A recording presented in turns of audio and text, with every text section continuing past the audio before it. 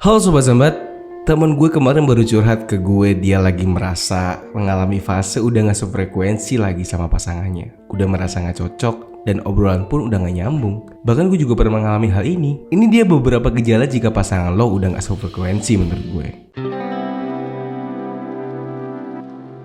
Yang pertama, energi jadi cepat habis setelah berinteraksi. Gue pernah mengalami ini. Dulu di awal hubungan gue sangat nyaman sama doi. Tapi setelah gue merasa udah gak sefrekuensi, gue merasa lebih cepat untuk lelah berinteraksi dengan doi. Karena udah gak nyambung juga secara obrolan.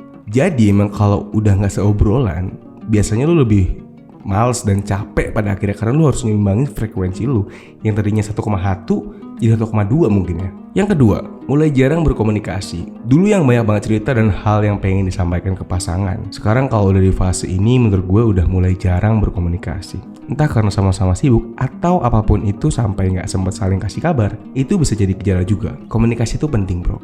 Dimana kalau memang suatu pasangan itu udah minim komunikasinya, ini bisa gak sefrekuensi lagi, bahkan memang tidak cocok lagi gitu. Yang ketiga, mulai nggak berani menceritakan masalah pribadi.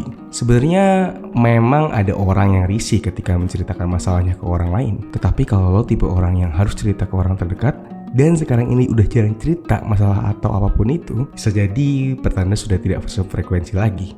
Karena merasa pasangan nggak perlu mengetahui apa yang lo rasain, dan lo mulai kurang percaya sama doi. Ini menurut gue sih, bisa jadi memang doi lo udah nggak berkapabilitas untuk menampung cerita lo tersebut, yang pada akhirnya lo cerita dengan orang lain dan itu bisa disebut perselingkuhan.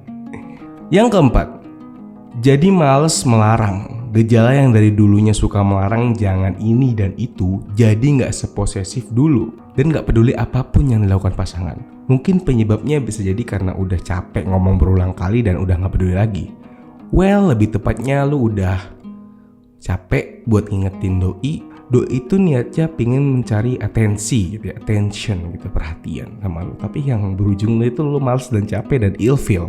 5. Malas berinteraksi. Yang dulu rajin ketemu seminggu sekali, sekarang ada aja alasan gak ketemu. Malas berkomunikasi dan merasa ingin menjauh.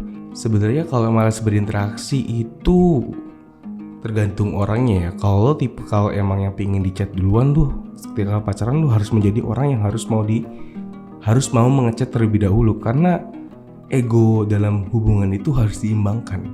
Kalau nggak imbang ya bakalan putus.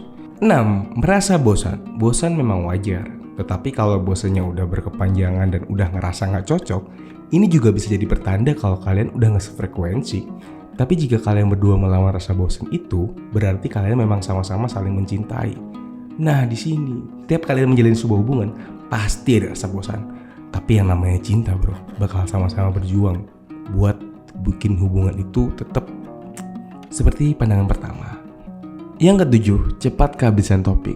Udah gak ada lagi yang bisa diobrolin. Mau diskusiin apapun juga jadi males. Kehabisan topik atau kehabisan bahan sebenarnya tergantung elo gitu. Dalam sebuah hubungan, mesti yang namanya orang tuh ada yang pasif dan aktif. Dan gue yakin kalau lo sama-sama cinta, lo bakal berjuang jadi orang yang aktif, bukan pasif. Yang ke-8, mulai sering mengingkari janji. Dulu janji ini itu mulutnya manis banget, tapi sekarang dia sering mengingkari janjinya. Karena dia merasa sudah gak wajib lagi menepati janji-janji dia, dan rasa cintanya yang udah berkurang.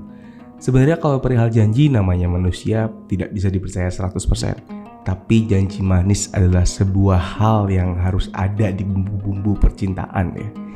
Jadi kalau lu ngebosanin, biasanya orang bakal lupa dengan janjinya. Well, itu tergantung orangnya, gak semua orang kayak gitu.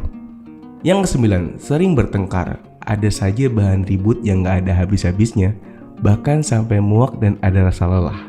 Yang ke-10, merasa sendiri. Merasa pasangan udah gak menemani, pasangan udah gak peduli, dan sibuk dengan dunia masing-masing. Well, ini adalah istilah yang paling terkenal sekarang adalah feeling lonely atau merasa sendiri.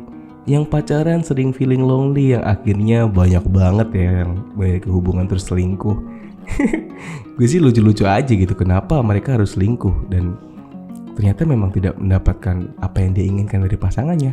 So, jadi kalian yang di luar sana berusahalah untuk menjadi apa yang mereka inginkan, apa yang pasangan kalian inginkan, selama itu baik ya. Nah, itu gejala yang gue dan teman-teman gue alamin. Buat kalian yang lagi merasa di fase ini, coba kalian sering-sering deh bangun komunikasi yang baik. Kalau misal lo udah berusaha tapi doi makin kesini sama-sama susah, ya berarti lo harus siap-siap merelakan atau kehilangan. Enaknya sambat apa lagi ya hari ini?